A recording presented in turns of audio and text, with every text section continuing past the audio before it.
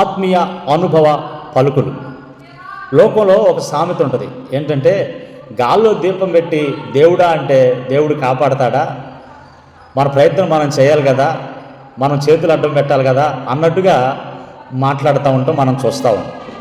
అయితే విషయం ఏంటంటే, గాలిని కలగజేసిన దేవుడు, సృష్టిని కలగజేసిన దేవుడు, సమస్తాన్ని చేసిన దేవుడు, అన్నిటి మీద అధికారం ఉంది ఆయనకి. మన దీపాన్ని వెలిగించినవాడు, మన దీపాన్ని పెట్టినవాడు ఆయనే. నరుని ఆత్మ యెహోవా పెట్టిన దీపం. ఈ దీపం ఆరిపోవాలన్నా, ఈ దీపం వెలగాలన్నా దేవుని చేతిలో ఉంటుంది. దేవుడు ఆరిపోతున్న సందర్భాల్లో ఎక్కడ ఉన్నా ఆ దీపాన్ని ఆరిపోకుండా కాపాడతాడు. సముద్రంలో ప్రయాణం చేస్తున్నప్పుడు అలలు కొట్టాయి, తుఫాను వచ్చింది. యేసు ప్రభు ఆ ఓడలో ఉండి గాలిని తుఫాన్ని గద్దిస్తే నిమ్మలమైపోయింది. అందుకే భక్తుడైన యేసన్న గారు ఒక పాట పాడతాడు. సుడిగాలిలోనైనా